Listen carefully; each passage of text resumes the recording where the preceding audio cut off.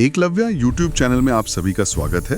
आज की ये चर्चा बहुत ही खास होने वाली है। बिल्कुल, चलिए इसे विस्तार से समझते हैं। आज की इस विशेष गहन चर्चा में हम भारतीय राज व्यवस्था जी। यानी जो हमारी इंडियन पॉलिटी है उसके एक बहुत ही महत्वपूर्ण आधार स्तंभ का विश्लेषण करने वाले हैं। जी, और छात्रों के लिए ये समझना बहुत जरूरी है कि ये कोई साधारण टॉपिक नहीं है। हाँ, हमारा जो आज का विषय है वो है भारतीय संविधान के स्रोत। यानी जिसे हम sources of the Indian constitution कहते हैं। जो भी छात्र प्रतियोगी परीक्षाओं की तैयारी कर रहे हैं उनके लिए आज की ये चर्चा केवल एक अध्याय नहीं है, बल्कि परीक्षा में अंक सुनिश्चित करने वाली एक मास्टर क्लास होने वाली है। एकदम सही कहा आपने। ये बिल्कुल सत्य है। देखिए, अगर हम परीक्षा के दृष्टिकोण से इस विषय के महत्व का मूल्यांकन करें तो ये किसी भी स्तर की परीक्षा के लिए एकदम अपरिहार्य है। मतलब कोई भी एग्जाम हो ये टॉपिक आता ही है। बिल्कुल, जो छात्र यूपीएससी या स्टेट पीएससी की तैयारी कर रहे हैं या फिर एसएससी सीजीएल और एसएससी सीएचएसएल की रेलवेज की परीक्षाओं को तुम भूल ही नहीं सकते, विशेषकर एनटीपीसी और ग्रुप डी में। हाँ, और इसके अलावा बैंकिंग तथा पुलिस भर्ती परीक्षाओं की जो छात्र तैयारी कर रहे हैं उनके पाठ्यक्रम में ये विषय एकदम केंद्रीय भूमिका निभाता है। प्रश्नों की प्रकृति भी तो काफी अलग अलग होती है ना इन सभी परीक्षाओं में। देखिए, प्रश्नों की प्रकृति पर अगर ध्यान दिया जाए तो परीक्षाओं में बहुत विविधता देखने को मिलती है। जहां कुछ परीक्षाओं में सीधे तथ्यात्मक प्रश्न पूछे जाते हैं जिन्हें हम डायरेक्ट फैक्चुअल सवाल कहते हैं, जी। वहीं कई बार मिलान करने वाले प्रश्न यानी मैच द फॉलोइंग आते हैं। और अगर यूपीएससी या स्टेट पीएससी जैसी उच्च स्तरीय परीक्षाओं की बात करें तो वहां कथन और कारण वाले जटिल प्रश्न पूछे जाते हैं, स्टेटमेंट बेस्ड सवाल। बिल्कुल, और अगर हाल ही के ट्रेंड का बारीकी से अवलोकन किया जाए ना तो आरआरबी, एनटीपीसी और एसएससी की परीक्षाओं में संविधान के विदेशी स्रोत वाले हिस्से से बार बार प्रश्न उभरे हैं। एकदम सही। इसलिए छात्रों को इस विषय के हर एक बिंदु, हर एक अनुच्छेद और उसके पीछे के तर्क को बहुत ध्यान से समझना चाहिए। तो इस गहन चर्चा की शुरुआत हम संविधान के निर्माण और उसके सबसे बड़े स्रोत से करते हैं। जब हमारे संविधान का मसौदा तैयार हो रहा था, यानी जब ड्राफ्टिंग की प्रक्रिया चल रही थी, तब डॉक्टर भीमराव अंबेडकर जी ने दुनिया भर के संविधानों का बहुत ही सूक्ष्म और व्यापक अध्ययन किया था। उस अध्ययन की गहराई का अंदाजा आप इसी बात से लगा सकते हैं कि संविधान निर्माताओं ने स्रोतों को मुख्य रूप से दो स्पष्ट श्रेणियों में विभाजित किया था। दो श्रेणियां? जी, पहले थे देशी स्रोत यानी डोमेस्टिक सोर्सेज, जो मूल रूप से ब्रिटिश कालीन अधिनियम थे और भारत की तत्कालीन प्रशासनिक व्यवस्था का हिस्सा थे। और दूसरे थे विदेशी स्रोत यानी फॉरेन सोर्सेज, जो विश्व के अन्य प्रमुख लोकतांत्रिक देशों के संविधानों से ग्रहण किए गए। मतलब हमने हर जगह से प्रेरणा ली। बिल्कुल। इन सभी वैश्विक और स्थानीय दस्तावेजों को खंगालने का एकमात्र उद्देश्य यही था कि दुनिया भर के बेहतरीन विचारों में से केवल उन प्रावधानों को चुना जाए जो भारत की सामाजिक और सांस्कृतिक परिस्थितियों के लिए उपयुक्त हों। हाँ, राजनीतिक परिस्थितियों के लिए भी। तो अगर हम देशी स्रोतों की बात करें तो भारत शासन अधिनियम 1935, गवर्नमेंट ऑफ इंडिया एक्ट 1935, इसका उल्लेख सबसे प्रमुखता से होता है। जी, यह सिर्फ एक अधिनियम नहीं था, बल्कि ये हमारे वर्तमान संविधान की पूरी नींव है। यहाँ से बहुत कुछ लिया गया है ना। हाँ, और यहाँ सबसे रोचक बात यह है कि भारतीय संविधान का सबसे विशाल और सबसे महत्वपूर्ण हिस्सा प्रत्यक्ष रूप से इसी भारत शासन अधिनियम 1935 से लिया गया है। छात्रों को इसके आंकड़े भी तो याद रखने होंगे। बिल्कुल।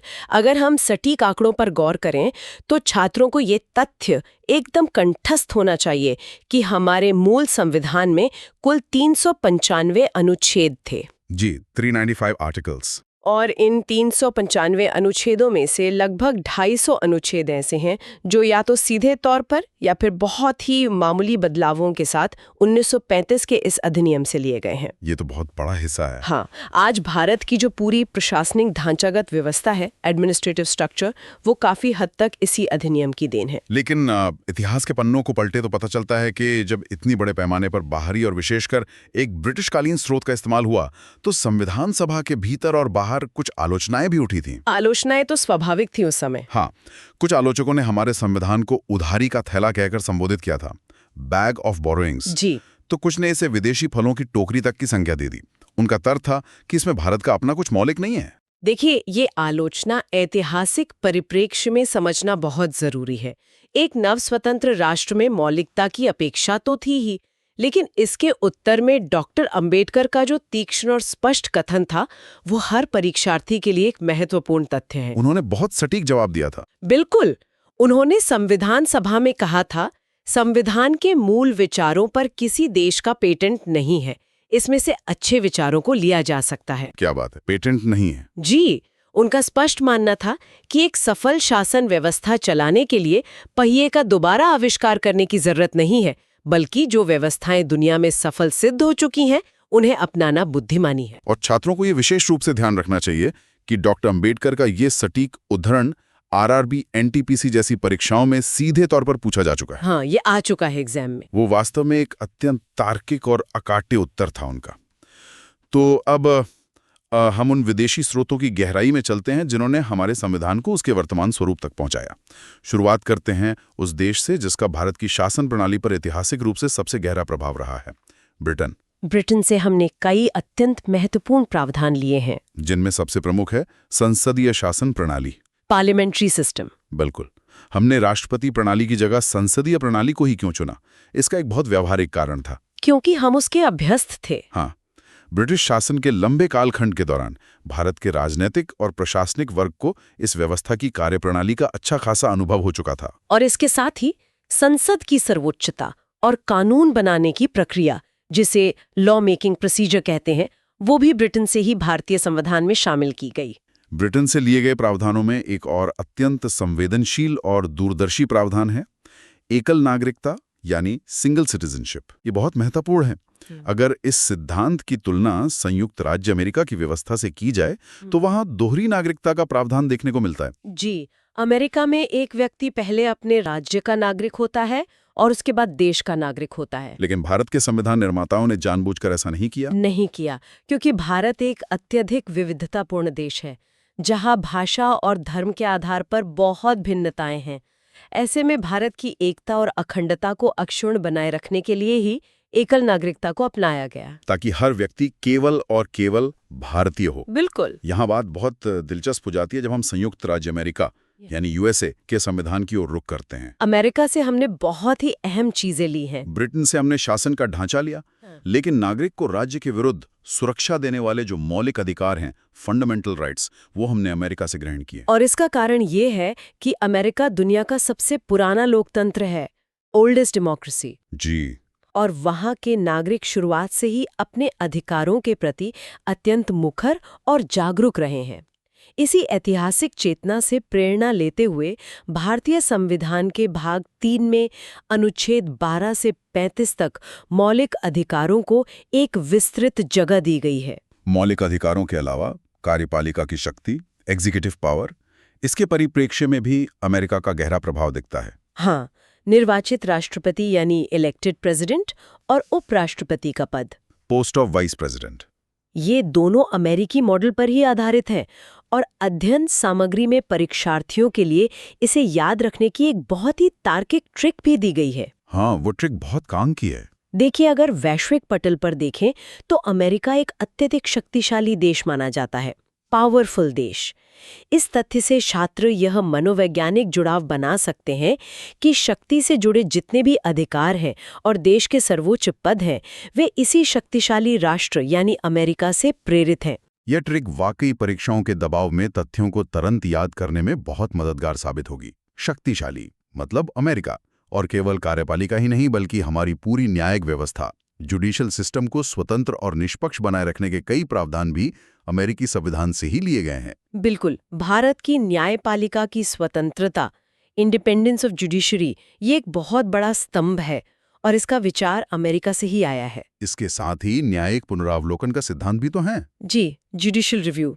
इसका सीधा सा अर्थ ये है कि यदि विधायिका कोई ऐसा कानून बनाती है जो संविधान की मूल भावना के खिलाफ है, तो न्यायपालिका उस कानून की समीक्षा कर सकती है और उसे निरस्त भी कर सकती है। बहुत बड़ी शक्ति है ये। हाँ, और इसके अलावा सुप्रीम कोर्ट और हाई कोर्ट के जजों को पद से हटाने की जो जटिल विधि है और राष्ट्रपति पर महाभियोग चलाने की जो असाधारण प्रक्रिया है, इम्पीचमेंट, वो भी पूरी तरह से अमेरिका के ही संविधान से ली गई है। ताकि इन महत्वपूर्ण पदों की गरिमा और स्वतंत्रता सुरक्षित रहे। बिल्कुल सही। अब उन देशों के संविधानों का विश्लेषण करते हैं जो अक्सर परीक्षाओं के मैच द फॉलोइंग वाले हिस्से में निर्णायक भूमिका निभाते हैं। सबसे पहले बात करते हैं आयरलैंड की। आयरलैंड का नाम आते ही जो सबसे प्रमुख शब्द दिमाग में आना चाहिए वो है राज्य के नीति निर्देशक तत्व, जिन्हें हम DSPC या directive principles of state policy कहते हैं। एकदम सही। देखिए, मौलिक अधिकार तो नागरिकों के लिए है, लेकिन DSP राज्यों के लिए दिशा निर्देश है। संविधान के भाग 4 में अनुच्छेद 36 से 51 तक इनका विस्तार से वर्णन है। और इनका अंतिम लक्ष्य भारत में एक लोक कल्याणकारी राज्य की स्थापना करना है, वेलफेयर स्टेट। जी, और परीक्षा के आंकड़ों को देखें तो आयरलैंड से जुड़ा ये प्रश्न सबसे अधिक बार पूछा गया है। इसके साथ ही आयरलैंड से एक और बहुत ही विशिष्ट प्रावधान लिया गया है, राज्यसभा में राष्ट्रपति द्वारा 12 सदस्यों का मनोनयन। हाँ, संविधान यह सुनिश्चित करता है कि देश की संसद केवल राजनीतिक लोगों तक ही सीमित न रहे, मतलब अन्य क्षेत्रों के लोग भी आए। बिल्कुल। इसीलिए साहित्य यानी लिटरेचर, कला, विज्ञान और समाज सेवा जैसे क्षेत्रों के विशेषज्ञों को राज्यसभा में सीधे मनोनीत किया जाता है।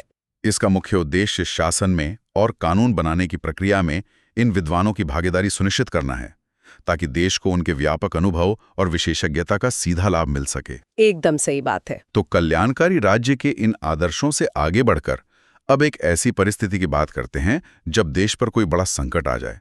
ये विचार हमें जर्मनी से मिला है। जर्मनी से? जहां से हमने आपातकाल के सिद्धांत को अपनाया है, इमरजेंसी। आपातकाल एक असाधारण स्थिति होती है। जर्मनी से जो सबसे मुख्य प्रावधान हमने लिया है वो ये है कि आपातकाल के दौरान नागरिकों के मौलिक अधिकारों का निलंबन किया जा सकता है। Suspension of fundamental rights. और अप्रतियोगी परीक्षाओं की तैयारी कर रहे छात्रों के लिए इसे याद रखने की एक बहुत ही स्पष्ट ट्रिक है। हाँ, विश्व इतिहास में जर्मनी का नाम अक्सर हिटलर से जोड़ा जाता है, जो एक क्रूर तानाशाह था। जी, डिक्टेटर। तानाशाही शासन की सबसे बड़ी विशेषता यही होती है कि उसमें जनता के अधिकार पूरी तरह खत्म हो जाते हैं। अधिकारों का हनन होता है। बिल्कुल। ठीक इसी तर्क को अगर हम आपातकाल पर लागू करें तो आपातकाल भी एक ऐसी स्थिति है जहां अधिकारों को निलंबित कर दिया जाता है। तो इस तानाशाह और अधिकारों के निलंबन वाले संबंध से छात्र जर्मनी और आपातकाल के बीच की कड़ी को आसानी से याद रख सकते हैं। हाँ, यह विश्लेषण तथ्यों को रटने के बजाय उन्हें समझने में बहुत मदद करता है। अगली महत्वपूर्ण प्रेरणा हमें एशिया के एक प्रमुख देश जापान से मिली है। जापान से हमने जो सिद्धांत लिया है उसे विधि द्वारा स्थापित प्रक्रिया कहा जाता है, प्रोसीजर एस्टैब्लिश्ड बाय लॉ। और इसका सीधा संबंध भारतीय संविधान के अनुच्छेद 21 से है, आर्टिकल 21, जो प्राण और दैहिक स्वतंत्रता का संरक्षण करता है। इस शब्द का वास्तविक अर्थ समझना बहुत जरूरी है, विशेषतर उन छात्रों के लिए जो कथन आधारित यानी स्टेटमेंट बेस्ड प्रश्नों का सामना करने वाले हैं। इसका अर्थ क्या है आसान भाषा में? विधि द्वारा स्थापित प्रक्रिया का स्पष्ट अर्थ ये है कि देश का शासन मनमानी से या किसी व्यक्ति विशेष की इच्छा से नहीं चलेगा। मतलब कोई अपनी मर्जी नहीं चला सकता। बिल्कुल नहीं। यदि राज्य को किसी व्यक्ति की स्वतंत्रता सीमित करनी है तो वो केवल उसी प्रक्रिया के अनुसार किया जा सकता है जिसे कानून ने यानी विधि ने स्पष्ट रूप से तय कर दिया है। ये शासन में मनमानेपन को रोकने का एक बहुत बड़ा हथियार है। जी, एकदम सही। इसके बाद हम अफ्रीका महाद्वीप की ओर चलते हैं, जहां से हमने एक अत्यंत महत्वपूर्ण और दूरदर्शी प्रावधान लिया है। दक्षिण अफ्रीका के संविधान से हमने संविधान संशोधन की प्रक्रिया को ग्रहण किया है। Constitutional amendment. जी, जो हमारे संविधान के आर्टिकल 368 के अंतर्गत वर्णित है। क्योंकि कोई भी संविधान जड़ या स्थिर तो नहीं हो सकता ना। हाँ, समय के साथ उसमें बदलाव आवश्यक है। बिल्कुल। और इस तथ्य को मस्तिष्क में स्थायी रूप से बिठाने के लिए एक बहुत ही तार्किक ट्रिक दी गई है। अफ्रीका से जुड़ी हुई ट्रिक? हाँ, अगर हम अफ्रीका महाद्वीप की बात करें तो वहां का सबसे विकसित देश साउथ अफ्रीका है और यह एक सार्वभौमिक सत्य है कि किसी भी प्रकार के विकास के लिए समय समय पर पुरानी व्यवस्थाओं में संशोधन या सुधार करना नितांत आवश्यक होता है। वाह, विकास के लिए संशोधन जरूरी है। जी, इस आसान से तर्क के माध्यम से छात्र साउथ अफ्रीका और संविधान संशोधन यानी आर्टिकल 368 को हमेशा के लिए आपस में जोड़ सकते हैं। और व्यवस्थाओं को सुचारू रूप से चलाने के लिए शक्तियों का स्पष्ट विभाजन भी आवश्यक है।